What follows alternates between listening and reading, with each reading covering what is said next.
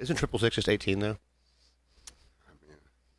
However you want to look at it. Is it 18 Mafia? Doesn't sound near as cool, does it? They're from 18th Street. Yeah. Oh, it's 1999 Eternal. 1999. East. It's good.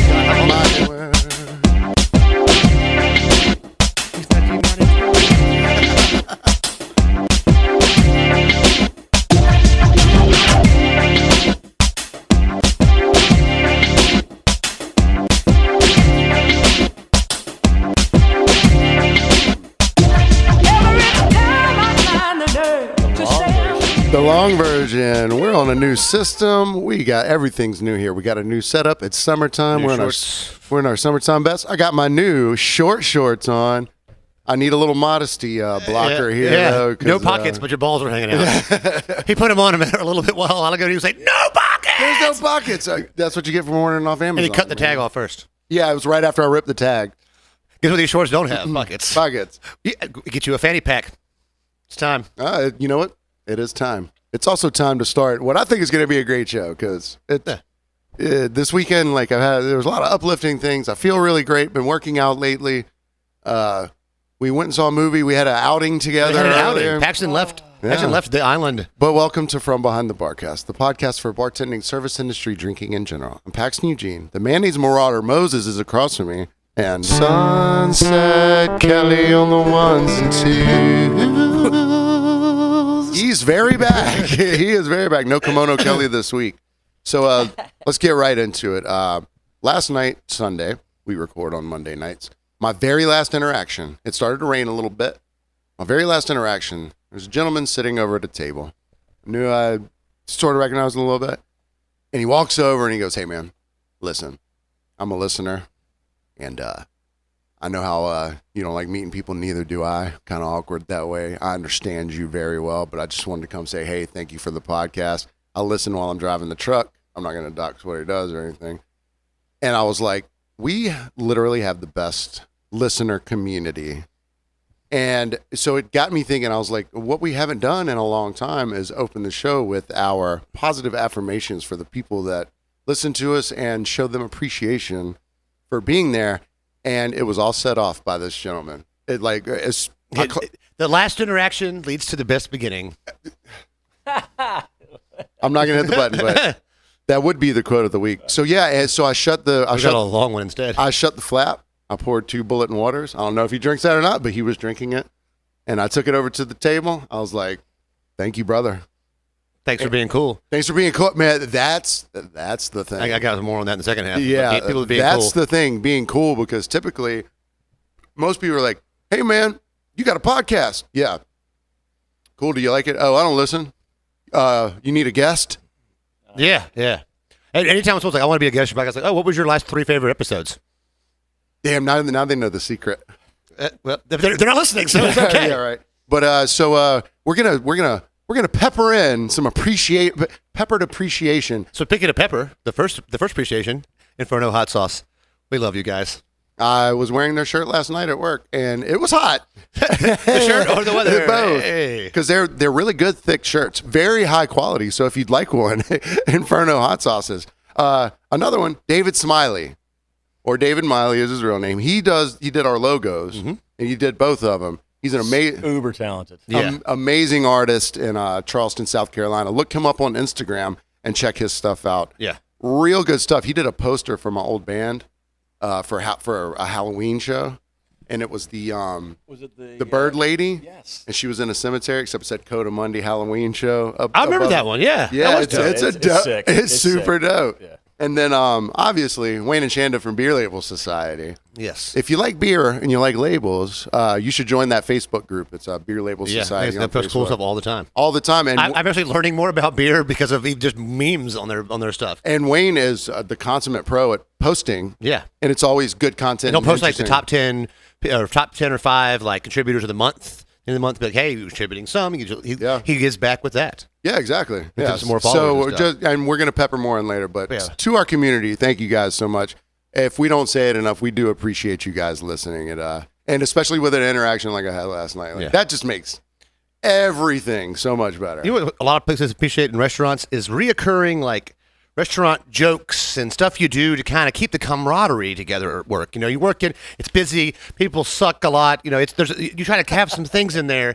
You want to back in the mid 2000s, the ball showing game was big. Now you can't play that everywhere, personally nowadays. You don't want to get hashtag Me Too ball showing game, but sometimes you have the right staff where no matter what, like everyone's cool enough to do that. Like when I worked at Garibaldi's, even the girls were like, "Oh, you just warn them, like, hey, I'm about to do this. Go over there." Yeah, just give them a heads up. Well, you dip your toes into the water in terms of like what the game's going to be, because sometimes they just the circle game. Yeah, right. Ever present, but sometimes take it too far. Like I did. Sometimes they form naturally. Yeah. And you don't necessarily know.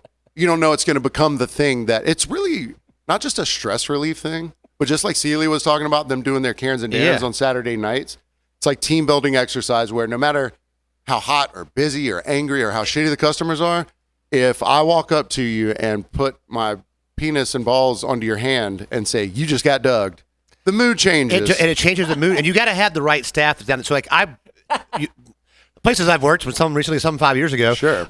There's a lot of tension there. There's no music in the kitchen. I think that always helps, but they don't want that.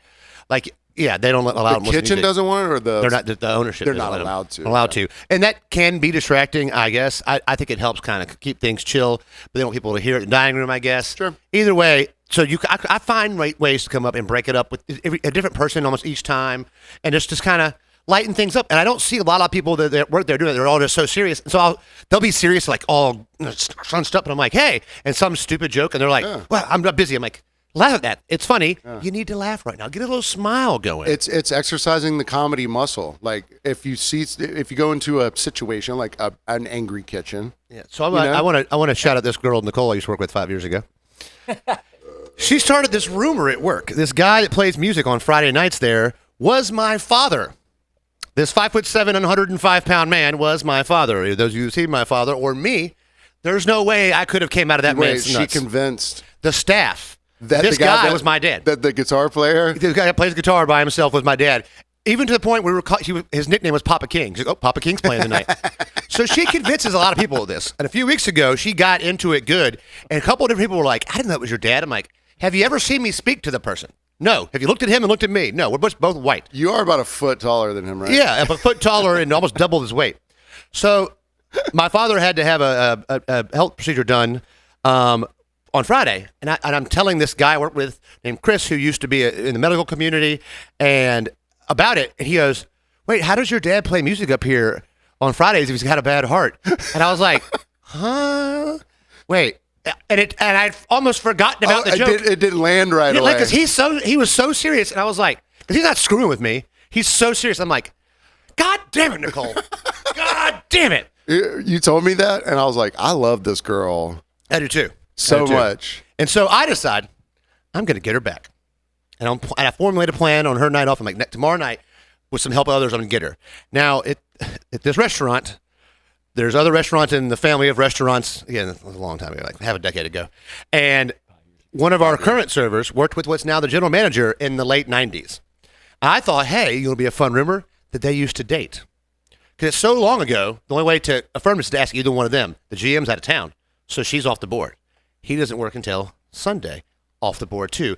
But one of our good friends works, me and this guy who may or may not have dated this manager, one of our other good friends works there. So I'm like, hey, you're going to help me with this. So when I'm telling them, be like, dude, you weren't supposed to say anything to sell this. So I just say they dated.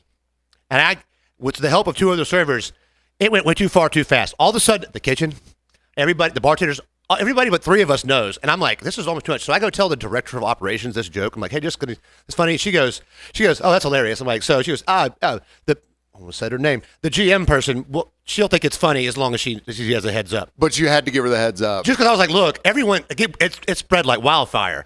And so then like throughout the shift, like servers come like, I can't stop picturing them fucking. And I'm like, what? No, I didn't say that. And like, at this point, one girl, Nicole goes, I just keep thinking about him sucking on her big old titties.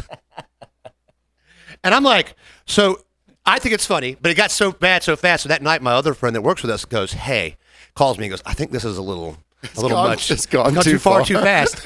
And I'm like, he's like, maybe we should kind of like temper it down some. So I'm like, I try to get in touch with a guy who the rumors about, and he's like, "Oh, I'll just call you tomorrow." I'm like, "Just don't forget to call me tomorrow." Doesn't call me. So the next day at work, Did he not know at that point? no, because he was off too. And so everybody it's still spreading around. So the next day at work, I'm trying to convince Nicole that it's not real. And she's like, "I don't believe you that it's not real." She's they dated for 2 months. There's no way they didn't have sex. I'm like, "No." The whole thing, she's like, "Nah, I ain't buying that shit." The medicine works too good. Too well. So finally, I don't hear from a dude. He had to work Sunday evening, and I text him at 3 o'clock. I was like, "You never called me. Here's what's going on." Is he ready to fight? He goes, "Ha, that's hilarious. No problem here. I'll take care of it." I haven't heard anything since. So next week we'll have an update on is Clint fired? Did Clint get fired 5 years ago for doing this? Because you have to test the waters in terms of what you are going to attempt to, rumor-wise or game-wise. Yeah, I just wanted to get this one person, and the other people were like, "No, let's just go ahead and do everybody." The thing was, you got her. I got her good. Because you'd never believe anything else again. But it wasn't about her, which is unfortunate. And I was like, the thing is, I knew that the strategy was to wait till she was too busy to over-question it. So I did it like while we were kind of in the rush. And so I was like, it just kind of came up, and I was like, "Hey, you need a little joke here, a little lighter. Check this out, but you can't tell anybody." And then I was like, "Hey, they used to date back then." And she's like, "Oh," and they're like, "Well, they must have had sex." I'm like, "I didn't say that." So if it ever comes to fruition, I was like, all I said was date. But you kind of got to think ahead. Like, if you say someone dated. Two people are in their 20s dating in a restaurant. Adults dating. They're gonna, wink. So I wonder what the next. I mean, it was kind of. Because I bet he's the kind of guy that wouldn't have gone in and tried to squish it. He'd have waited till somebody asked him. And he might have perpetuated it. I don't know. It's Monday. He's there. GM's there. If my schedule changes all of a sudden on my phone. If he did go and perpetuate, you're like, now I know we're friends. I know. Yeah. Oh, yeah. We are friends. The thing is, there's one person that works there. He's not the favorite of the staff, and she's the one that told almost everybody.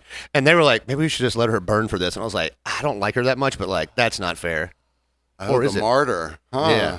Yeah, Ooh, that's a conundrum, as it were. Yeah. Well, they're like, "Who was it? One of you's getting fired." I'm like, "It was her." I wonder if it's going to turn into like every week. It's going to be like, Clint lost his big toe in a tractor accident. Because the way my shoes at work. So, and it's probably been a long time since I've talked about it on the podcast, and hopefully we have some new listeners. But the game that originated at Huckapoo's, but it was totally organic. It's been about a month, maybe. Really? Yeah. Well, I'll still the talk Dougie about month. It. Yeah. But the way it started was a young lady that was a bartender there. She isn't anymore. She had her hand about 5 years ago. About 5 years ago. She had her. Actually, it kind of was. Yeah, I think it was. She had her hand on a surface that's about the height of most people's crotch. Mm-hmm. So her hand's sitting there, and a gentleman walks up, and for who the guy was, we're pretty sure it was at least kind of on purpose. Yeah. But he places his crotch directly under her hand. So she tells me and a couple other people about it, not her boyfriend, because he would have twisted the dude's head off. So it kind of went around, and we were like, "Oh, you got Dougied." Yeah. So then it starts happening, and then a couple accidental Dougs happen. Like you're walking by someone with some food, and their hand bumps you in the. And the thing is, this is almost a sexist game because the girls really can't play. Let's they want to Dougie themselves. And they do. Oh, okay. But it's kind of faded away a little bit like now. Like a Dougie show? You put both lips on there? It's kind of faded away now. Well, just because like a lot of that staff has been cycled turned over. Yeah. So now you can only Dougie 4 people that know. So now the big prank is drinking Twisted Teas and throwing them on the ground and have Paxton slip and strain his Achilles. It hasn't happened in a while. I'm just giving him shit. And I drank a Twisted Tea on ice with Tito's in it last night. So who am I? God, who am I? Into this. Who am I? Well, you're a man of culture, though. Now I am. No, you are. Now I am. We had a From Behind the Barcast field trip last week. We did with one of our Patreon subscribers and my biological father. And your actual dad, who does not play guitar at 5 years ago at the police store. Carl used to play the drums, though. Oh, yeah. Yeah. So we went to see Oppenheimer, the new Christopher Nolan film, and just... Yes? 9.5 out of 10. Oh. I mean, I loved it. I need a second watch, so I'm holding my judgment before that. But the field trip... I think the chances of you watching a 3-hour movie again are so small. I mean, yeah. Not small. Like it's 3 hours and 4 minutes long, and while you feel it at times, it doesn't... I mean, I'm a kind of a science nerd because I'm a scientist, so I can appreciate a lot of that. But even the casual person. It's just the acting is phenomenal. The cinematography. I mean, Nolan is so good with those close-up shots and getting just eliciting so much emotion out of his characters. Well, there's going to be at least, I'm going to go ahead and early call 10 Oscar nominations for this movie. I'm going to say 3 winners. RDJ doesn't win for Best Supporting Actor. I need to see what Gary Oldman did somewhere else. Yeah, Killian has to win Best Killian's Actor. going to win back. Just screen time alone. You haven't seen it, Kelly. There's no hiding behind. Yeah, or have you? No, I've seen it. There's no hiding behind. I wanted to go. I just couldn't get it. There's no hiding behind that IMAX. No. And here's the thing. Yeah, we went to the world's tallest IMAX is in Fuller, Georgia, and it is. Passion did not. He's deaf and was still. Yeah, I'm pretty deaf, and it was still. It's it was loud. The thing about Chris Nolan, though, so he's not the most. I don't know. Wide shot landscape, big, beautiful. Yeah, like that. You have Dennis Villanueva, who shoots those big, wide, birthing shots for things like Dune. And Nolan loves the close up, and in the IMAX format, it works really well. And the length of the 3 hours doesn't seem that way because Nolan, he's not Michael Bay with it, but his editing pace. Yeah, and there's distinct 3 acts pretty much in the movie. Like 100%. You get that feeling, and while it's about scientists and the creation of the atomic bomb. Yeah. There's a lot of visceral things happening throughout it that keep you engaged. And it's more show don't tell because most of there's obviously a lot of exposition because there has to be. It's a deep, complicated subject. And they let him slide on a few affairs. But I've just never been to an IMAX theater before.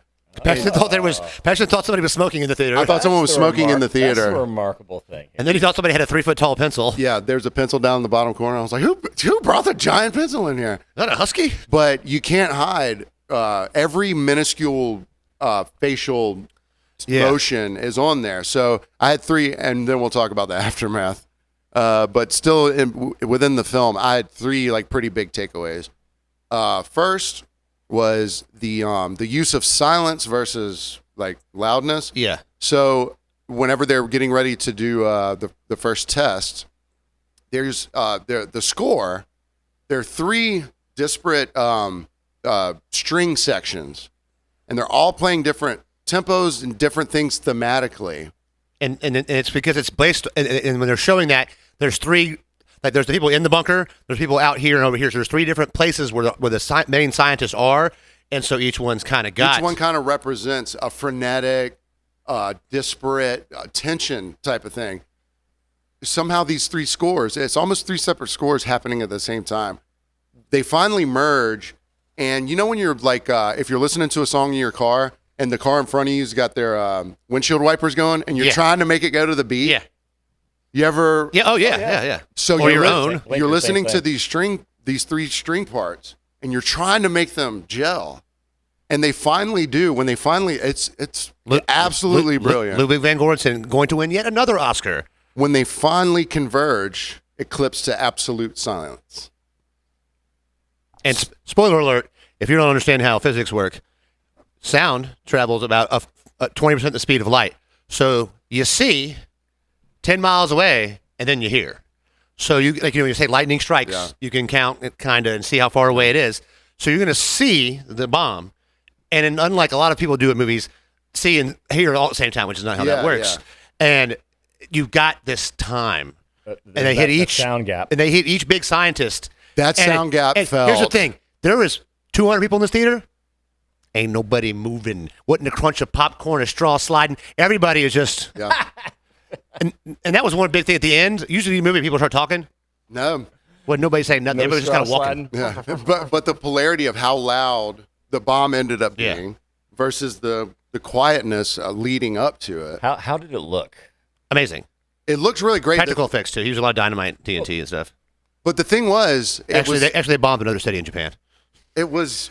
Hey, it's for the art. One of the best things was you never saw any war ever. Like none of it was ever about. No Japanese people died in this movie. Yeah, there was just nothing. Well, I had read something online that they had recreated a small nuclear detonation just for the sake. The way they did the way they did. I don't want to give away. I guess it's hard to kind of. Well, they did a great job. It doesn't look exactly like it would look normally, but it's hard to get that without doing that or using CGI. He didn't want to use CGI. Here's the genius of the editing. So the big wide shot. is the least of the shot in terms of the big bomb. Yeah. Because the wide shot happens for a second, but then it's really concentrated on billowing, real flames and smoke and stuff. Yeah. Okay. So, that was one. That was the other thing. So the third thing was, and probably the one that stuck out the most to me. What was the second thing? Now coming together? The how loud it was. Oh, okay, yeah, okay. The silence, or in the. So I'm keeping score. Yeah, the three scores coming together. And then towards the end, so it is pretty much a 3-act movie. And in the third act, this isn't a spoiler, it's mostly about like the aftermath and how they harangued this man for 10 years after what he did to being a communist. This is common knowledge. Yeah. And the kangaroo court they kangaroo put court him they through. put, and then about finally they're like, oh, actually, here's your Medal of Honor. So the war is basically won, essentially. And they're like, well, we got to drop one somewhere, sort of thing. So they go, they're in this meeting, cabinet meeting, all the higher ups. And you're like The Secretary of War, yeah, and some of the cabinet members. And when you think about men in those positions of power, we would think of them as like hopefully the most thoughtful, Yes. the most well-intended, not so easy to rash decisions or haste. Yeah, and have good rationale for the decisions they are going to make, and have more thought than just we're in one meeting and here everything is accomplished in this one meeting. They go, so where are we going to drop this thing in Japan? They have like 11 or 12 places on a list, and so everyone picks. They're like, hey, who do you want to kill? The final say. And they're like, well, this is in a valley, Yeah. and there's mountains around it, so you're going to get maximum death. But this place won't be so bad because it's in a wide open spot, and you can kind of not. Then the final decision. A man with his finger on the button, essentially, The Secretary of War goes, well, we can't do Kyoto because me and my wife visited there. It's really lovely. They honeymooned there. They honeymooned there. Drop it on Hiroshima and Nagasaki. No, they just picked Oh, one spot, and they were like, was that good enough? Let's drop one more. Because the president didn't know about Nagasaki until after it oh happened. yeah. Somebody else was like, go but ahead. just imagine, they had 2 bombs, They dropped the little one second. there's 2 million people sitting somewhere, Yeah. and a guy goes, Kill 'em. me and my wife visited there. Let's leave that. Yeah. Well, they did drop pamphlets ahead of time, I think, right? Like a couple hours out. I'm just speaking to the weirdness of power. Of deciding for someone's regardless of people, you're going to kill 150,000 people easy right now, and then how many untold later? Because they don't know shit about nuclear fallout then. Yeah. It's just that you would Because the scientists are gone once they're getting to dropping the bomb. Oh yeah, once they got the bombs and drove off, the We don't the need you general was anymore, like, man. I'll keep in touch. yeah. So and it just sort of struck me, and the guy kind of went. It was almost like he winked at the camera. He was like, me and my wife honeymoon there. Ding. Yeah. So that was my takeaway. It was just It hurt. The humanism of the movie is what Man, gets you. That's what makes us walk out quiet because we're like, shit. It was just alive. feels so real.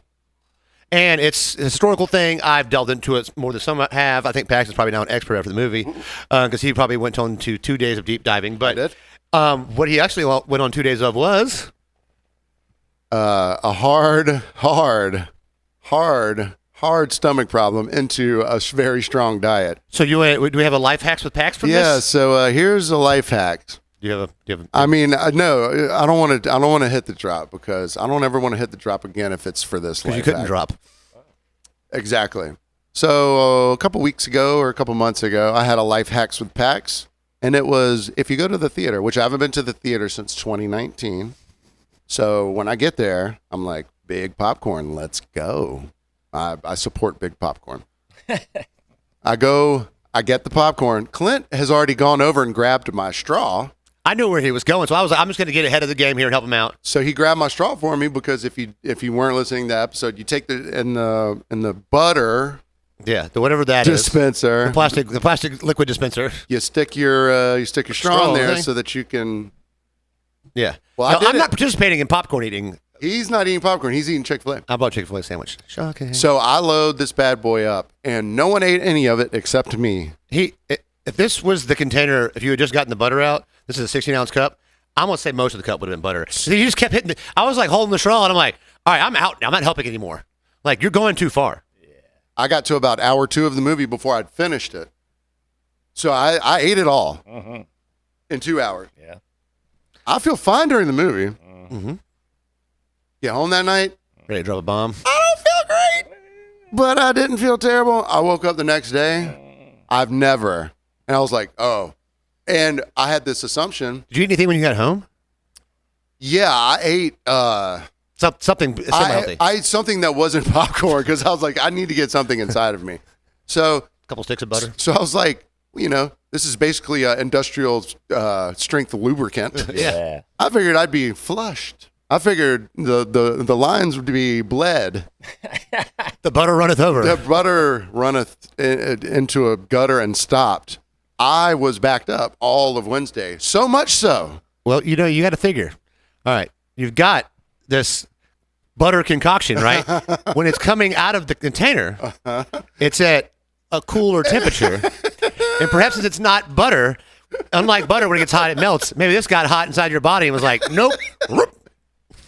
The heat caused it to it polymerized to my intestines, just like clogged up the hole. It's just like when you're polymerizing your cast iron skillets. Yes. So it became one with me. So I called into work at 9:00 the night before. This is Tuesday. He calls into work. You call into work Wednesday night at 9:00. Yeah, Wednesday night at 9:00. I was like, and by calling, he means using the internet too. Well, no, I texted. I was like, hey, if y'all don't need me, I am not coming in. So then Thursday comes around, and I'm like, all right. And I do this to myself all the time. I was like, listen, you piece of shit. So I got up. I didn't eat, drank some water. I went downstairs. It's 200 degrees. I put on sweats, and I start hitting the punching bag. I start feeling a little bit better, drink some water, come inside. I'm relieved a little bit. I've got a little movement going. When's the last time you had had any exit? Tuesday. You hadn't defecated since Tuesday pre-movie. Yeah, Tuesday pre-movie. So then Friday comes around, and I'm feeling a lot better now. And I'd exercised the day before, so I was like, you know what I'm going to do? I'm going to do 3 a days. When did you finally poop? We're burying the lead. Friday, between each of the 3 a days. I got up Friday. I did a run, got back, poop, waited a little bit, jiggle around, went downstairs, did the hardest kettlebells I've ever done, came upstairs, paloop.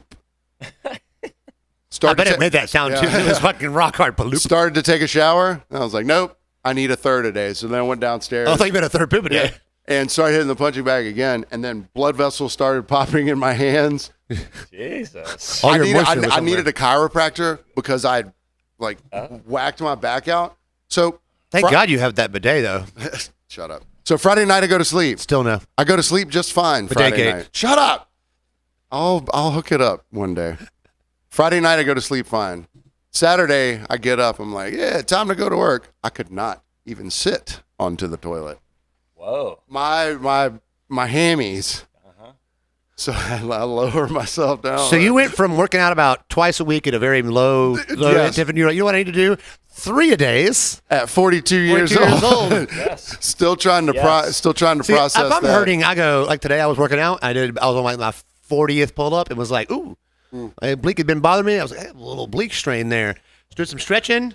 Tried to do one. It's just a pull up. It was like, you know what? Let's not ruin the rest of the week by doing a pull up now. I mean, there's a reason there's steps going in the pool. Yeah. There's the high dive. No, but see, if I don't punish myself super hard, it doesn't feel real for me. But now when I worked out today, it was, And you can get there. Yeah. But is that why you have handcuffs next to your toilet? You to punish yourself real hard? It's just, man, if I don't beat myself up, I have to be like, you're a fat piece of shit. I beat myself up, but you're flogging. I've been beating myself up for years on a consistent basis. I know, but I just got started, man. I'm just you dove into the deep end. I'm just coming back, man. You weren't wearing your floaties. I'm just coming back. We're gonna dive into the deep end of a break here, but before we go on this break, I want to say bye and I love you and I miss you to Miss Jennifer Smoot. She has moved on to Texas. To 1 hour and 5 minutes from the Dallas Cowboys Stadium. Not that I looked. But I went over to say bye to her. I drove out here Thursday just to say bye to her. 15 minutes to her house and then left. And shout out to Mac and Jute Williams, our Patreon listener subscribers from the Williams family. I show up, give them Jute a hug. Like, hey, help us move. I'm like, you guys are both under 30. I'm 41 wearing flip-flops. Nope. Oh, they were moving like couches or something? To help her load up the truck. Oh, yeah. And so we're like, Smoot and I are talking, and they're just carrying large, giant pieces of furniture. Yeah. And like it's nothing. And at one point, like one of them stops. He's just holding a piece of a sectional. And it's like, oh yeah, when are you gonna do this? Just And I'm sitting there chatting with you. Just chatting with me. He's a big and, swole and boy. He just holding it like this. And he's like, oh, you're eating a piece of pizza. I'm like, what are you doing? Actually, shout out that whole family. They all do. Yeah. So then Snoop's like, hey, I'm gonna leave at 2 a.m. They're like, oh, well, caravan. And she's like, well, no, I'm leaving at 2 a.m. He goes, so? Well, caravan. They left Savannah at 2 a.m. Man, salt of the earth. I mean, these great boys, great guys. Salt of the earth. And they drove to Atlanta, which Snoop's plan was to get to Atlanta before rush hour and then across. And she was entered Texas at like 9 p.m. Wow. Just because shout out to R drove with her, so they switched. And the boys just switched. I Every didn't time know they that they caravanned her at 2 a.m. Yeah. Shout out, man. Look, more people need to be like them. Oh, also, before we go, people listening, if you work at restaurants, let us know your dick and ball games. Yeah. Your rumor games, whatever you do to help, ease the tension at a busy restaurant. Please do. And we'll see you in the second half. Ever wanted to start a podcast? Don't have the equipment or the know-how? Well, we've got you covered. From Behind the Barcast is expanding into the commercial studio space. You see, step one is making sure you sound great, because no matter how good your content may be, people don't want to listen to something that sounds like this. From Behind the Barcast and Paxton Eugene Productions now offer in-studio audio and video production. Or the studio can come to you. We offer mobile podcast production from wherever you are. Now, with the hard part out of the way, there's no excuse for you not to get started. So if you're in the Savannah area, shoot us an email at FromBehindTheBarcast@gmail.com for details and a quote. Again, that's FromBehindTheBarcast@gmail.com, and let's get your voice heard. And welcome back to From Behind the Barcast. We forgot to talk about what we were drinking earlier, or actually what we are unfortunately not drinking. Cecilia, look, you said you didn't want to shop, but God damn it, girl, we love you. She has sent us wine from North Carolina, and the United States Postal Service is stupid and sent it to Hinesville, which is kind of close to here if you have a plane or a helicopter or a jetpack, a drone, yes, but no. So it got stuck somewhere. Thankfully, she's getting her money back, but she spent hours on the phone dealing with this and like the love. So she was resending it via UPS, and it's not here, unfortunately. So next week we'll be drinking probably just the red wine because the mead will probably not be. Well, if the mead gets here, just throw it in the fridge. We'll see how it goes. Yeah, it's just it's so weird. UPS, like FedEx knows where my house is, but UPS for some reason it just. Yeah, what can Brown do for you? Nothing. Well, what could you actually? What would you have done for Brown last week? Right. Anything to get some out. But so I'll shout out Chris Winowitz again because he's the one who provided me with this. And I'm drinking Chattanooga whiskey out of an environmentally friendly styrofoam cup. I forgot what tequila it is. Luna Azul. It's not Luna Azul. It's the other one. It's the other C one, not Casamigos. It's Casamigos. Fuck it. I can't remember what it's called. Yeah. Casamigos. Thanks, George Clooney. Water, shout out. And yes. And but also I want to give a nice shout out to my sister in the theater. Your chick? My chick. My chick. Not my side chick. Almost said that though. My in the chick. theater, Erin Cucumber Schmeier Mills. She, the other day, Paxton's like, oh, did you get some popcorn in the theater? She was like, no, I just got Chick-fil-A. I'm like, as did I when we went and saw Oppenheimer. So I get, as you all know, I say fuck it up with pickles. And so I get that. And usually I eat the sandwich within the first 20 minutes, but I was like, it's a long movie. I'm going to wait. Because I'd eat half an edible, which I didn't tell anybody. Yeah. You probably didn't crack that thing until about 40 minutes in. It was at least that. And so I open it, not thinking about the chemical reaction of the pickles and the bun. So I just split it in half. I sauce it up with, a couple packets of mayonnaise, like 4. Yeah. Just get just 2. And ketchup. And I pick it up, and once I grab the whole thing, I go, I can't put this down because the top of the bun is so soggy.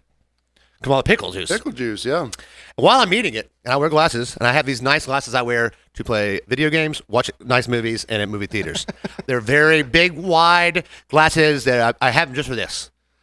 And while I'm eating, ketchup squirts up onto my face, and I jerked my head out the way, and I felt it hit me right under the nose and was like, whew. If I'd been on my glass, what do? Greasy hands now, can't touch the glasses again. And thankfully, I just had ketchup all on my face. I went through all 25 napkins to get this off. But Erin also brings Chick-fil-A to theater, so we didn't see it, but not only was Oppenheimer, not only was Oppenheimer playing, but Mr. Bean was in attendance as well. that bomb went off on me. Chick-fil-A is sucky. Well, let me preface this a little bit because on the way, Clint was like, "Hey man, I got the app ready. We're gonna get Chick-fil-A." Da da da da da. Nobody wanted some but me. They're like, "No, I'd rather have a thousand." Well, no, I know you asked me for some. Shout out to Carl for only using an ounce of butter. But I was like, "Yeah, I'll just grab popcorn." So we get to the Chick-fil-A. Clint goes in, comes out with one sandwich. I offered it, but no one wanted it. Here's the thing. No, I'm not saying you should have gotten something for me, but I was like, oh, we used the app 4 hours ahead of time to make Here's sure the thing. you could get one I pull sandwich. up, and Carl's like, well, you want me? I was like, I got this. You guys don't understand how fast this is going to be. I walked in, and I got back in the car, and y'all were like, God damn. I was in there and out of there in a minute. I mean, it was one sandwich. It's Chick-fil-A. It takes a while. They try to make you commit to where you are. They're like, you're not like you're close. I'm like, I'm close. Give me my sandwich. 'Cause I want it ready. I don't want to wait. So, you know what I can't wait on anymore? Some more shout-outs. Celia, we just gave you some love. Yeah. We want to shout out Deborah, or as I tried to spell it fastly, Deborah Hoa. For Patreons. Yeah, and for engaging and everything. Engaging everything. Yeah, the more you engage, the more I want to be engaged. And then you had an edible for the movie, you said? So I had an edible for the movie, and we have a friend, Carson. She sent us some Rimmers. yes, as you remember, you tried not to say her name both times we've done this. Now the third time you've got it. Oh, whatever. It's a CBD. CBD Rimmers, yeah. That's what Paxton gets rim jobs with. Heyo. And Can't be dirty. You know, thank you. Shout all you gals for listening. And I want to shout out one of our Patreon subscribers and one of the OGs, boy, Rob Kissabeth. If you need any fitness equipment, go to fitnessemporium.com and buy your shit because he gives you the greatest deals and you get to converse directly with him. So, shout out to Fitness Emporium too. So Saturday night, in the sports world here, Crawford Spence, the Terrence Bud Crawford versus Errol the Fish Spence fight. This has been trying to be planned for 4 years. Errol the Fish, that's one of his nicknames, you know. that sucks. Well, he's slippery. You can't get hold of him. Yeah. So, I know this really tough they've been guy. trying to get this for 4 years together. I was waiting on my line. And in the welterweight division of boxing, to me, is the most storied division. Durant, Pacquiao, Mayweather, Roy Jones. There's just the welterweight division. Davey Oscar, the Otter. nothing. Water just rolls on his back. William the Platypus. Yeah, all those. So the welterweight division is it's a division where people end up moving up from. You come up some, so there's some of the best fighters of all time that fought welterweight, and this may have been one of the best welterweight fights of all time. I'd put it in the top 5 to get it planned together. Both undefeated fighters, Terrence Crawford. Spoiler alert. Now 40-0, the pound for pound best boxing fighter of the year, and so we have this going on, and then we have the UFC event with the BMF belt, the bad motherfucker belt between Justin Gaethje, my boy, and Dustin Diamond Poirier, everybody else's boy apparently. And shout out to Vinny, who sent me a text pre that fight and goes, I got $100 action on Dustin the Diamond. And I'm like, you have a baby in your hands. It's 8 days old. Stop making bets. No one wants to smoke. I don't want to take his money. I think Gaethje's going to win. And it was one of 2 head kicks to the face knockouts of the night in the UFC. So had he bet, he would have lost? He would have lost. But instead, Rob gets our buddy Edo, who wants to fill in for Kelly when Kelly was out of town, to make some bets on one fight. And I think Rob intentionally picked the loser to butter up Edo for later on. And he's like, all right, let's bet on this next fight. So during the Spence-Crawford fight, the long game. They're putting in more money through the fight to drum it up. Oh, yeah. So Crawford's winning the fight, wins it. They stop it in the 9th round. He just beats the shit out of this dude. Like Stephen A. Smith said, Errol Spence, you should just go ahead and retire because you just got worked. And then the fight, Terrence Bud Crawford looked like he was just chilling. Came to the ring. All right, everybody's outside. We had the UFC fight on one TV and the outside TV, and then the boxing match on the other TV in my living room. I put it in there for this. So there's a lot going on. I'm trying to keep the TVs regulated. Everyone's outside smoking, and I'm like, they do the ring entrance. I'm like, you got 10 minutes after ring entrance starts. Bud Crawford is sitting there, and I see behind him over his left shoulder an ominous gentleman, Marshall Mathers, standing there. And I'm like, oh, pause. Everyone inside now. Everyone inside. And they're like, well, calm down. I'm like, get in here. Eminem, right there. Look. Why Amish? Ominous. Oh, I thought you said Amish. Have you seen Eminem's beard? It's very Amish. It is very black, though. I was like, just for men. It's oddly black. It's literally, look, Eminem, you've been black long enough. Don't make your beard black. Hey, a lot of just for men going on. Yeah. Look, he's making that beard blacker than his career's been. So, everyone comes inside, and I thought he was going to rap with him coming out, and he would just walk with him, and I was like, that's fine. Yeah, good enough. Yeah. He raps enough. He walks with a limp. Yeah, because his nuts heavy. Yeah. And so Crawford wore a fish net around. I'm like, we have a cast net on? I'm like, oh yeah, he's going to catch the fish. And he beat the shit out of the fish. So he beats his ass. So Rob and Edo are throwing down more money during this fight. The fight's pretty much over. So Rob is now trying to butter Edo up for the next fight into betting more and stuff. And I'm like, Edo, stop. You're ahead. You're going to get taken. He's like, I don't know. And I'm like, trust me, I know, Rob. Playing the long game. And guess what happened? Rob left with double the money he had already lost. Edo, you... Edo might have gave me a little life hack the other day. He goes, I was listening to the podcast the other day, and you know, you talk about how it's gross when people lick their fingers. He told me this, yes. Yeah, lick their fingers before they start playing with money. I was like, yeah, I don't ever do that. He goes, I don't do it either. I just wipe my brow of the sweat. And then... So Edo, so you're saying people want to come here. People want to use their tongue to lick money, but Edo goes, no, I'm always big and sweaty. I'm going to use my forehead to do it. And I go, you know what's not near as gross? Using your forehead sweat to move money because you're not putting your hands back in your mouth. Back into your mouth. It's just such a weird thing when I see there's people a $5 bill in your forehead. When I see people, it's just such a weird thing. So back to the fight. You have people over at your house. Yeah. So Martin's there.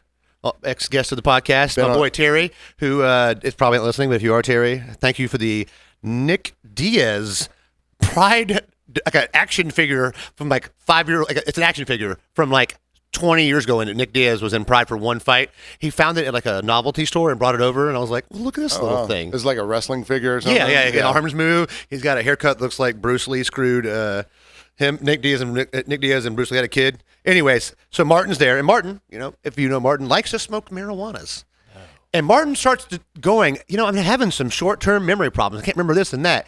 And I go, can anyone think of why Martin would have short-term memory issues? And Terry, trying to be a loving friend, goes, well, man, there's a few things it could be. It could be maybe he had some head trauma. Maybe this. And Martin's just sitting there hitting the joint. Ignoring the joint in his mouth. And I'm like, I don't know why. I just forget shit. And I'm like, it could be. The motherfucking weed. You know, Martin goes, what was it again? I'm no proctologist, but it could be the marijuana. And he goes, yeah, you might be right. What did you just say? But Martin had what's not the quote of the week, but it's pretty goddamn close. We kind of came together on this. Martin says, I was like, man, it looks like Spence is going to go to the hospital. And Martin was like, yeah. I was like, shit, they're both going to the hospital. Spence going to the hospital to get worked on. Crawford's going to bring him some flowers. Bring it. Because at the end of the fight, he could fight a whole other fight.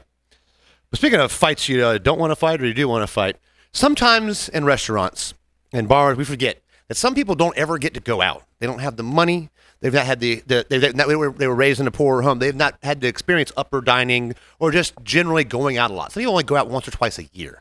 Yeah, or they might like have kids or something and they don't want to bring them hard, out. you know. So it's a hassle. It's a hassle, and so they don't go out very much. And when they go out to a nicer place, they tend to not just know how not how to behave, but what the decorum is. Well, just how to operate within a social setting. And so they just don't know. So sometimes people, and I'm guilty of this. I'm like, God, this guy's rude. This guy's a dick. This woman's this and that. And sometimes they're not doing it on purpose. They just don't know any better because they unfortunately have not had the experience and the chance to do that. Which leads me to what someone said that I work with. Home ec is optional. Well, it used to be optional in school, in like middle school or whatever. Yeah. Home ec. You wait front of the house. You work back of the house a week each. And you wait on each other, and it gives you a little bit of the experience. Right. Versus, people are like, everybody should be in the military, everyone should also be in the service industry. But it'll give you an idea of the stresses of those jobs. And when you're asking their server at 8:30 on a Friday night, hey, can we change this whole item on the menu for me? Like, no, we can't because the chef's going to cut my head off when I go back there. And you're screwing up the flow of everything. Side substitutions are enough. If someone allows you to do side substitutions, which they don't do in a lot of nice restaurants, be happy with that. And they might not have the like situational understanding of like, let's say you were willing to go back to the kitchen and be like, hey, they need this change and that change. Or, allergies and stuff. I get it. And quit lying about allergies. No, but if you ask the kitchen to do that, no matter how willing you are to ask them or how willing the kitchen is to do it, it's going to cause at least another problem of time. Yeah. So then that will snowball into by the time they get the thing that they wanted switched, they're like, oh, why did it take so long? Or some else's stuff is messed up, it's set too long. Or something showed up while they were waiting on the other thing. I always go back there and go, hey, look, I'll charge them more. And they're like, oh, it's fine, Mike, but I will charge them more. Not that it's $1. Yeah. Like, I'll throw $1 charge on them. It's $1 more. Just because it makes the kitchen feel like I am on their side. Sure, yeah. That's important, yeah. Yeah, and that's, You made a good point earlier before we started, too, when I went to pick you up. people who aren't typically used to spending, the amount of like a dinner in at your house, that costs $20, whatever. Yeah. Dinner out with, husband, wife, couple kids, The table that propped this for me was a table I had the end of the night on a it's like probably 4 or 5 years ago. Yeah. I worked at this restaurant, and like it was the last table, and they were like a younger black family. It was this girl's 16th birthday, so she was all done up, and they ordered, and they went to go take pictures, and like the dude stayed at the table, and he had smoked every bit of weed that existed on the earth before he got there, so he kept going to the bar to get drinks. Yeah. And I was like, hey, I'll bring them to you, man. And he wasn't rude; he just didn't know. Right. But then they had something that scared the living shit out of me. All right, there's a young child at the table. There's her mother. There's the 16-year-old girl. Then there's the mother of the 16-year-old and her now boyfriend. They were cool as hell, so I'm trying to help them out doing stuff. They had like a wagon with them. I go to put down some of their to-go stuff in a chair, and out of the wagon is a foot. I'm like, oh, there's a foot in there, a foot. And they're like, oh yeah, there's another baby in here. I'm like, good God Almighty! I didn't know what kind of birthday party this was. Oh yeah, I think I may have told you about that. I think you told me about it, yeah. But there was definitely a foot sticking out of the side of this wagon, and I was like, yo, foot. Foot. Is that supposed to be there? I didn't have any French fries to tickle the foot with, but like, so say you go out and you're like, oh, this is costing me X amount of money, which you're not used to spending. Yeah, and he said, he goes, damn, it was a lot. 20% tip still. Because he at least knew that was the move. But they expect a different thing than what they get at home. So it's like, hey, I'm spending this money.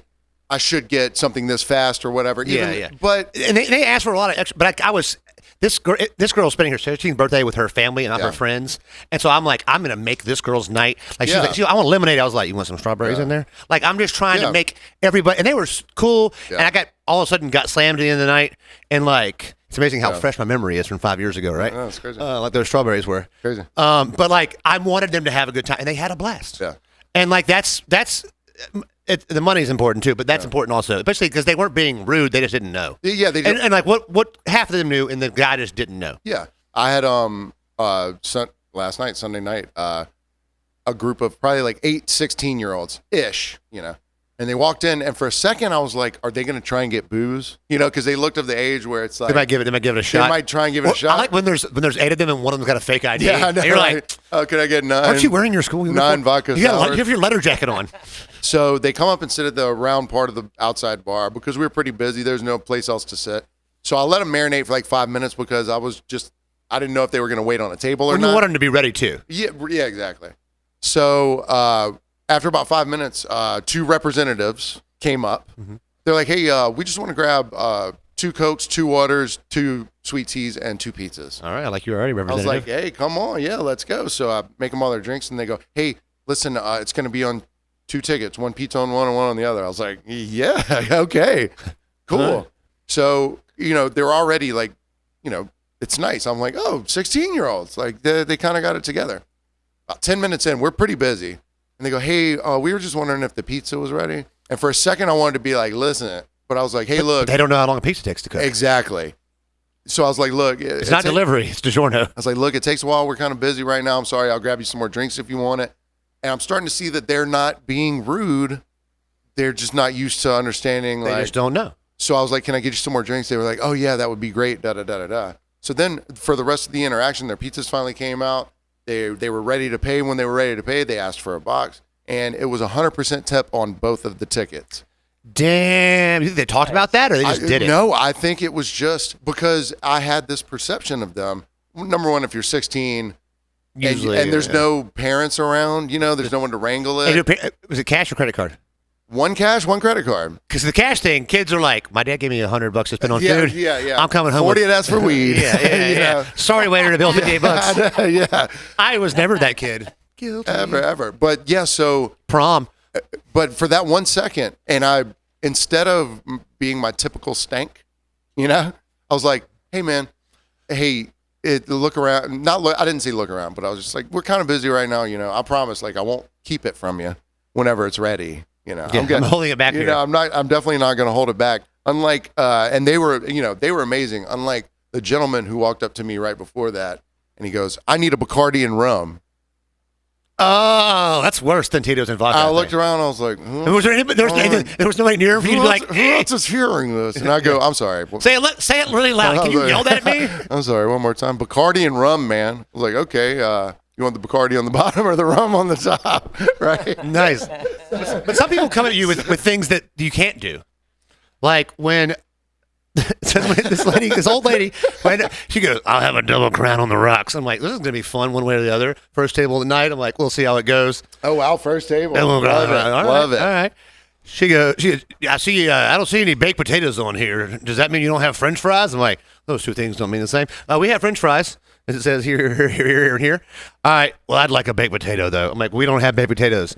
Can you make one for me? Oh, can you make one for me?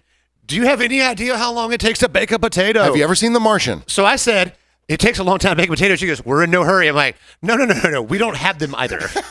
You have French fries and potatoes. I'm like, right, we don't do baked potatoes. We're not. It's Friday. We're not going to make you a baked potato. Do you make your fries out of potatoes, though? Sure. Okay, No. well then they come pre-sliced. Yeah, then you can Well, literally. we have roasted potatoes. They're cut up, but I think Okay. those also come pre. Whatever. You worked there 5 years ago. What does it matter? Yeah, What does it matter right now? But in the end, they ran me a lot. They asked for extra whipped cream for the desserts. It was a lot of work. It was a lot of sandwich. But you know what? End of the bill, custom tip, 50% tip. She knew what she did. She knew how she was, and she took goddamn care of me. I love that. It's nice when people have that awareness because you can kind of be a pain in the ass if you have a little bit of a humor. Yeah, she about was kind of funny.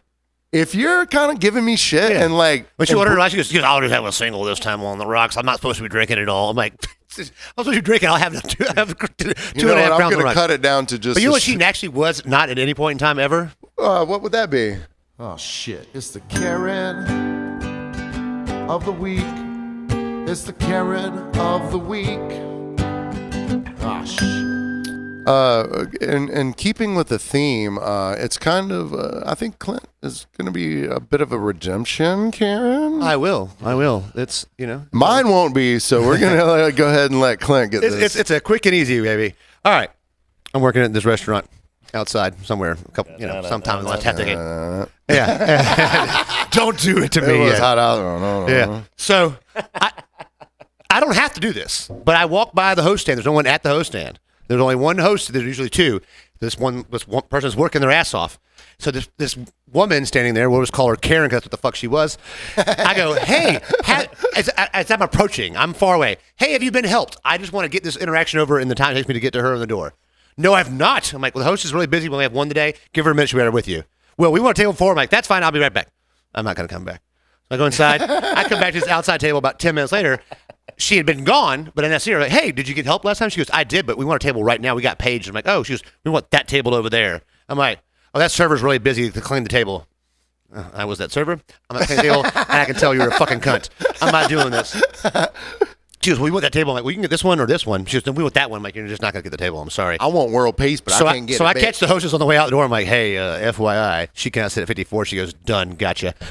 So they put her at the table next to it, and I told the server whose table it was, I was like, have fun with this. She goes, well, I'm like, here's why. Here's where we can just go ahead and somebody can go ahead and just take this, because this customer just took the wig right off the head. She pulled the weave out of my dome. The table's walking by the hostess. I'm like, hey, how are you all right? She goes, well, that woman's kind of a peach, ain't she? And I was like, wait, was she nice? She goes, hell no, that's a Karen bitch if I've ever seen one. And I'm like, who are you? What table are they going to? She's like, I'm not on the table. I'm like, God damn it. So they sit at someone else's table in the same room I'm in. And I'm like, I go to the server and I'm like, look, can I get them something for free? She's like, yeah. I was like, I'll let them get their order in first so they don't know it's coming. Yeah. And so the order's in, give them a little complimentary appetizer. I was like, hey, it's on me. Yeah. Thanks for being so cool. And they're like, yeah, we could tell she was a Karen. Like, God, her and her husband were the worst. And I'm like, am I about to break this? Am I about to give them the info? Yeah. But I was scared still. Sure. We have secret shoppers all the time. Sure, I'm like, I don't know what's going on. I'm like, I've never told anyone this place. Well, 5 years ago, I didn't know about the podcast, so I couldn't. I'm time traveling. Okay, fuck it. That's what it is. I've been time traveling. So I'm like, it's possible with quantum physics. It is possible. Yeah, I saw that. It blew me back. So they were just so cool. So I kept going to ask how everything was. And you were a fan. You were a fan. They literally were like, you were the best part of our night. I wasn't even a waiter, which doesn't say much for their actual waiter, but like, I was a fan of them and that, and because of that, I have. We'll let the Darren I had just roll over to next week. I love that. But you know, and there's a tease for that. Let's go, Paxton. Yeah, I love the positivity. Yeah.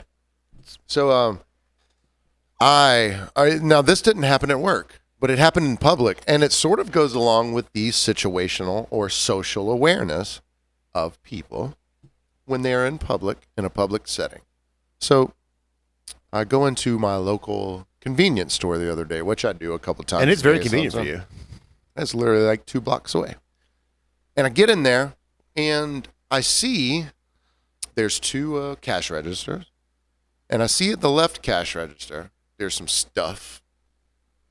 Some knickknacks? Someone's Someone's been running up items to the counter and dropping them and walking some away. items stacked up. And I live on an island where people have to get fishing licenses if they want to fish legally. You talked about this, yeah. So yeah. So the other register, the person that was working it, has to turn around and get on the computer to make a fishing license for a person. Totally fine. I mean, people need fishing licenses. That's fine. Well, what I'm starting after I go get my items, what I'm starting to learn is the person who is staging their items in front of register left, they had already had some stuff rung up. And then they start going, oh, wait.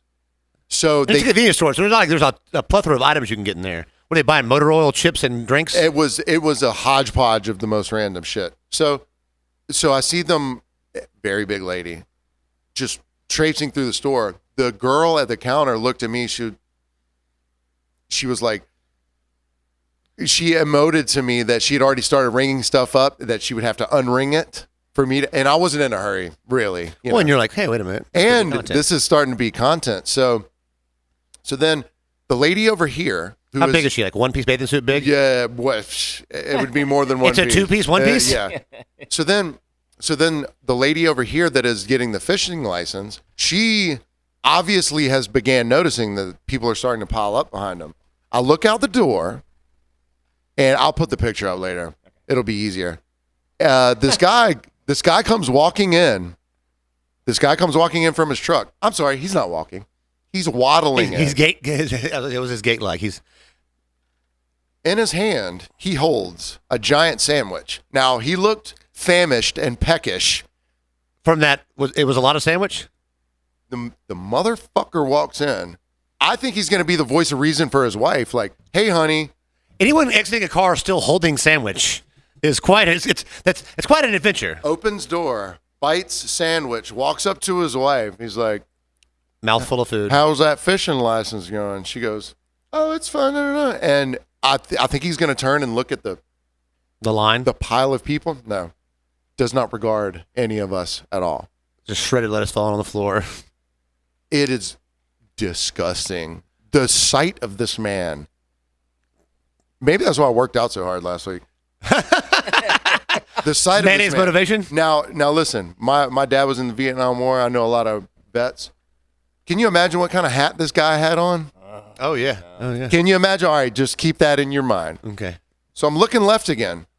Here comes whale number one. Now they're all of a certain kilogram weight. 40 stone, as it were. And if you told them what the weight was kilogram, they would be confused forever. They would never know. So then Big Bertha finally gets up with her extra 6-pack of Diet Pepsi Max. I think everything's about to happen. Everything isn't about to happen. 4 rugrats appear out of the... That put her dress. They start falling out. They're just falling off of her. Guess like what they Voltron? want? Shark's teeth. Oh, yeah. They want... Literally, they sell motherfucking sand in a glass capsule at the store. So I'm like, You all just right. buy one of those little roses they have and say it for yourself. I'm like, all right, fat lady, 4 kids, fat man, fat woman getting a fishing license. What could be better? Oh, these are 2 Berthas. 2 at the same time. Oh God, there's not a lot of space left in here. Okay. Not a lot, but there was enough space for husband B, who is somewhere. Who I guess he had been in the beer cooler this entire time. Trying to calm down that sweat level, I bet. Yeah. Probably. They all show up. They all culminate in a double. The gravity drew them in together. Their own gravity sucked them in. So it was Karen Darren. Kilo Karen. Celsius and Fahrenheit. Jumbo Darren. Yeah.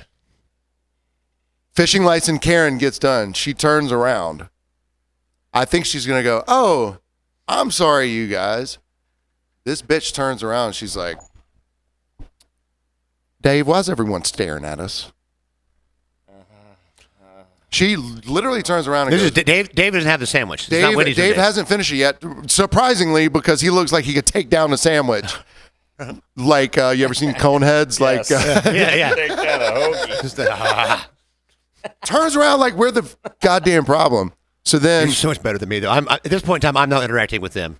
Here's the thing. I know this. When I argue with a fat person, you know what I can do to them? Is outmaneuver them in a physical altercation.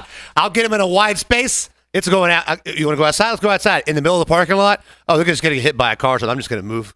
I'm quick. I'm feisty.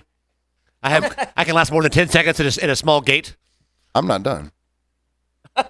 Just like the sandwich. Fishing, yeah, just like the sandwich. It was a lot. It wasn't even a lot of sandwich. Fishing. Karen and Darren leave.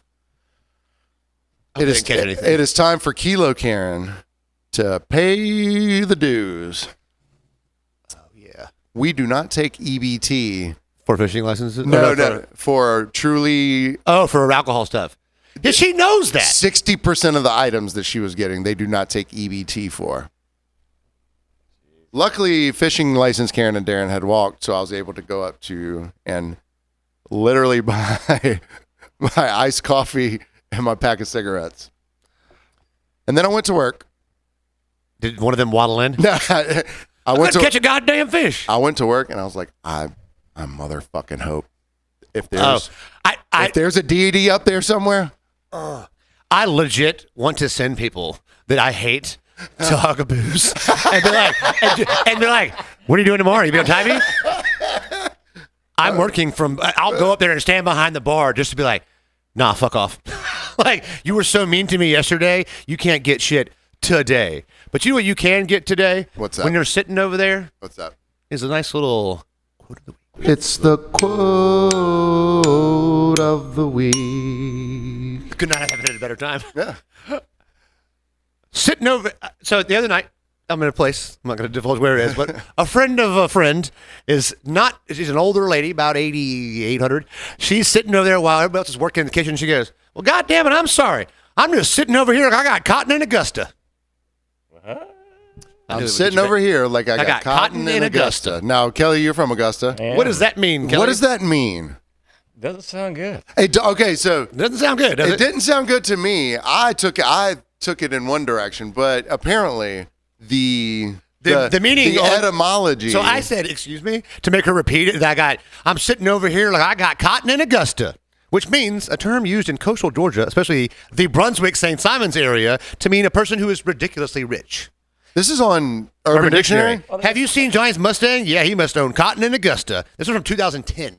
Well, That sounds kind of good. Then. I went in an entirely different direction. Me too. Yeah, I was, There's also a book called Cotton in Augusta and I figured you being by Shirley Proctor Twist. I figured you being an Augustonian that would have been something colloquial around there, man. So I left that behind you. But you know what? We have one more. I've got one more too. Oh, you got One a more quote quote of the week. Okay, yeah. Speaking of Augusta, It's the quote of the week. Part 2.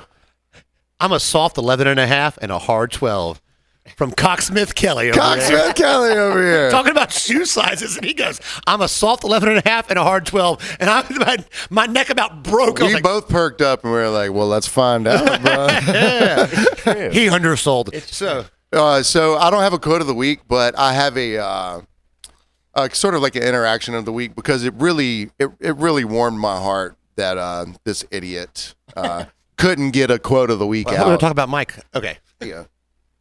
This guy comes in and he goes, hey man, I just want to get one of them gyro sandwiches and a margarita.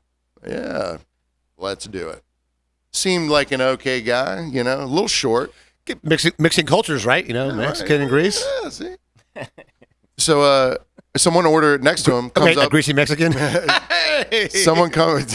I couldn't let it go. It was right there. Somebody comes up next to him and orders a Coors Banquet beer because we have the stubby bottles. Yeah, those are good. They're great. So the guy goes, "Oh, you have the Coors Stubbies? I'll take one of those." I'm thinking this guy's just very normal. Give him the Coors, and he goes, "How much Bud Light you God damn been it, I know selling it." lately?"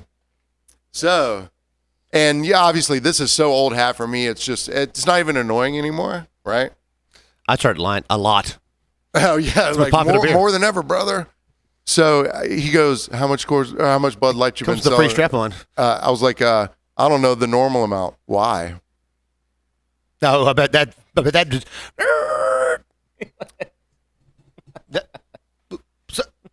sir? Anything? Because Trans got your tongue? I had a few in the chamber, but like this guy ain't worth any of my chambers. You know what I'm saying? But I had all 36. I had a few in the chamber though, and I was just like, you know what? I'm gonna let him hang himself. I was like, why? Whoa. Why? Now, if you're gonna be if you're gonna ask that, all right. So people ask certain questions just to see if you're a piece of shit like they are. Be like, hey, a lot of them in here tonight, ain't there? You're like, what do you mean? You know what I mean? It's a good move. So now that's the new instead of being racist. It's dog whistling, They're Yeah, like, hey, anybody else here hit Bud Light too? Yeah. Yeah, more on that next week. But so we're gonna, you know what? I got some more shout outs. Yeah, let's I want to shout give a him shout out to my boy Shay. He had to go through a unfortunate procedure of having 3 hernias. He's got the 11.5 to 12 in the other direction. Yeah, he doesn't want bad play. So what I did, as I am going to make, I was like, you know what? Hey, man, Shay and I both like to indulge in some marijuanas, as you may have seen this podcast. I said, hey, you can't smoke weed. He goes, oh, yeah. I was like, because you can't cough. You can't cough that abdominal hernia get you, even, the inguinal. Well, he's got all 8 of them, doesn't he? He's got 1,500. 36 chambers. He's got the earlobe. 36 chambers of hernias. And don't be laughing too hard at this, Shay. It might hurt. So I was like, I'll make you a meal on Monday, and I'll make you some edibles because you can't smoke. He's like, oh, you know what? Throw it all in there together. Shrimp scampi with weed butter. Perfect. He's made it before. Works out great. I'm cooking this for him today. A little hurry. I got a ride coming. I've got the sauteed garlic, shallots. Shrimp scampi takes butter twice in the recipe. And I was like, you know what? I'm going to add the weed butter later in case something gets burned because it was about $70 worth of weed butter going into this. Yeah, that's a lot. So I'll put the butter on the back end. Because I thank God I did. Because above my stove is where I keep my Tupperware containers. I opened that up to get something out and may have shittily packed something because I outshoots the top of a quart lid, which I miss, and it lands right in the middle of the skillet, which immediately adheres to the skillet and spreads plastic all into the rest of everything. Oh, you had a hot pan going. I had a hot pan with the butter, the garlic, That's the a shallots. hot pan, brother. So I've prepped the butter, the garlic, the shallots, everything ready to go, and I've now ruined this entire pan. It's all everything in there is screwed. Yeah. So I put some water in it. It steams. I throw it on the front porch.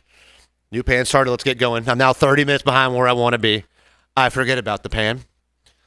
I'm leaving. I'm like, I'll get it when I get home.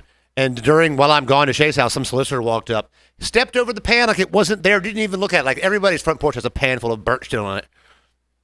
Did you see it on your Ring cam? Yeah, on the Ring camera. And I'm like, damn. So for the past... So shout out to Shay. Shout out Hope you're feeling better. I got another shout out too before we get out of here. I do. I mean, what kind of shout out? Is it a raw one? It's a pretty raw shout out. So Clint, probably a couple months ago, he invented something called Myles Monday, where we're gonna go hang out with our boy Myles and E if he shows up. Yeah. From Raw Ingredients. If you're ever on site, best sushi in the county. You should go eat there. And but Kelly and I have been holding the mantle, doing Myles Mondays for like 3 or 4 weeks in a row. This is the wide shot signal I want to do. 3 or 4 weeks in a row. And I've skipped out on it the last 2 weeks, but I was trying to talk Clint because even Kelly brought it up tonight. He was like, "Hey, we doing Myles Monday?" He's been at the farmer's market all day. He's feeling. And they tried to push it on me earlier, and I was like, "Look, I did get a ride, so I could have a few extra drinks tonight, but I'm concerned about being able to get off the island." Monday with Myles. It seems more sincere and genuine. Well, if we eat some of this linguine weed pasta, it might be memory loss Monday with Myles. Memory loss Monday. Short-term memory Myles Monday. Yeah, already. Well, so I guess we'll check in with you next week to see if Clint actually came with us for a Monday with Myles, the Myles Monday. You know what, Kelly? You know why I didn't drive tonight? Because that's what the fuck I'm doing. We already pre-planned this the whole time. I picked up. I thought Paxton was going to give away like 4 times. Like, just come on, man. No, man, I'm good at keeping secrets. So, yeah, we're going to go. Kelly and I are going to go eat some of this. Y'all going to eat the weed butter linguine. And then we're going to Patreon after this. And then we're going to do a quick Patreon. And on the Patreon, we're going to talk about, I already burnt my load there. You know what we're talking about Patreon? Some cool fucking shit, you know? Yeah, man. So please subscribe to us at patreon.com/FromBehind. HTTP. It's on the internet. Please subscribe to our patreon.com. So yeah, hopefully we'll see y'all tonight, even though you're not listening to this until tomorrow. if you do, you time travelers, I know how you. Hey, Clint knows about time travel. We love you guys. We love you guys, and we'll see you next week.